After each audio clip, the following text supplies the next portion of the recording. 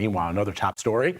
President-elect Donald Trump is planning to meet with President Biden at the White House this morning. Trump has been speaking to GOP leaders ahead of that meeting at the leadership elections to replace Senate Minority Leader Mitch McConnell.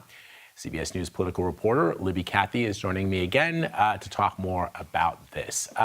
So, Libby, we already had a conversation with Nancy Cordes at the White House, but what are you learning from the Trump people about what his expectations are potentially with this visit?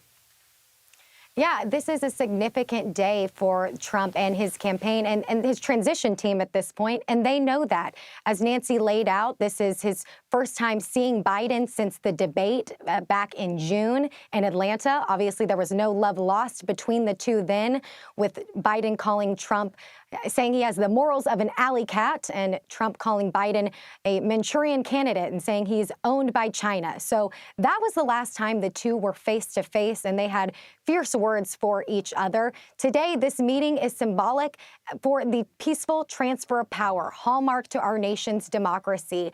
And the Trump transition team happy to accept this meeting, although it was not an invitation. We know that Trump offered Biden when Biden was elected in 2020. So hugely significant meeting. And joining him in Washington today, is Elon Musk, the world's richest man who has had Trump's ear at Mar-a-Lago the last week as he's been firing off those cabinet picks, Vlad.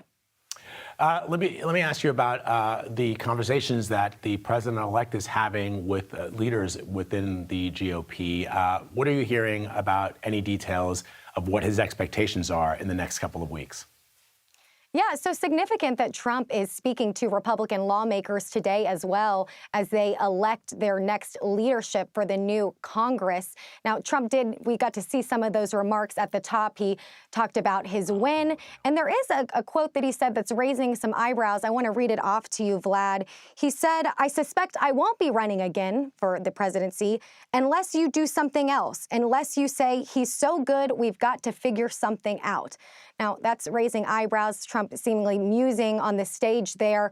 And this comes as obviously Vice President Kamala Harris and other Democrats really painted him as a fascist and an authoritarian leader in the last days of the campaign. So that quote, probably not doing much to quell those rumors and those concerns, but Trump will likely be asked about it. We will ask his campaign exactly what he meant by that when he just said that to Republican lawmakers.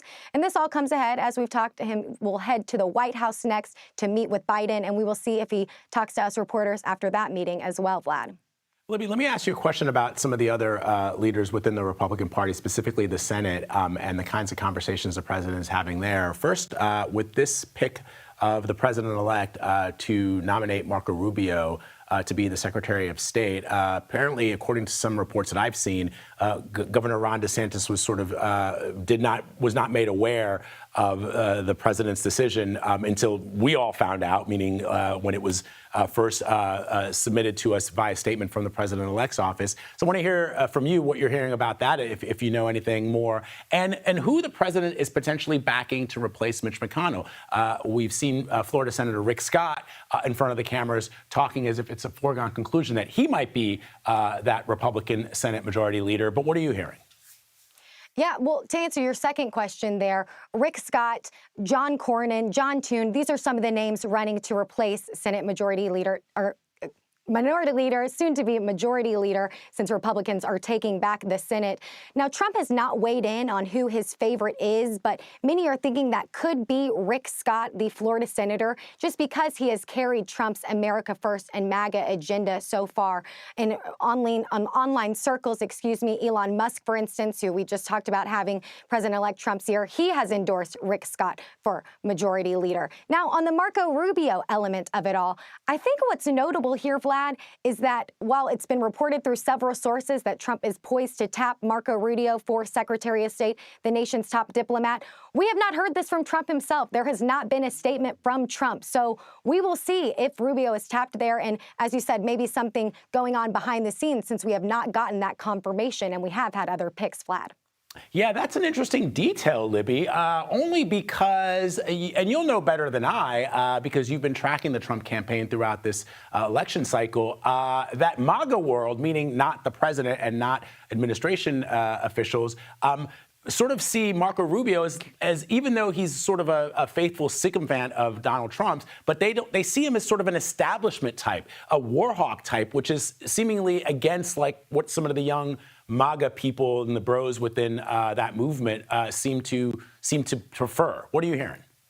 Absolutely. Marco Rubio is hawkish. He has also talked about support for Ukraine. And as we know, Trump campaigned on getting out of Ukraine. So as we said, it has not been announced. We're wondering if behind the scenes, maybe there are some reservations with that. Donald Trump Jr., Eric Trump, the former president's son, president-elect's sons have had a big say in some of these selections. So it's not over until it's over. And Trump has not announced Marco Rubio because there could be those concerns that he's not quite on the America First agenda that Trump is on. I'll also add that, you know what, I'm being told to wrap, but we will get back to it, Vlad. Let me finish your thought, please.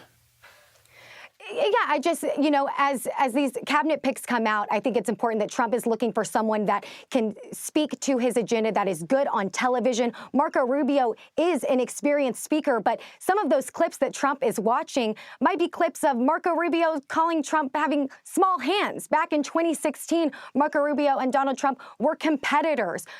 Trump called Marco Little Marco. Marco Rubio insulted the size of Trump's hands. So some of those clips might be played at Mar-a-Lago this week, and maybe Trump is having second thoughts about that appointment. It is not over till it's over, and we will see who he appoints as the nation's top diplomat. Vlad. Such an interesting detail that I hadn't considered, Libby. Thank you very much for sharing it. Appreciate it.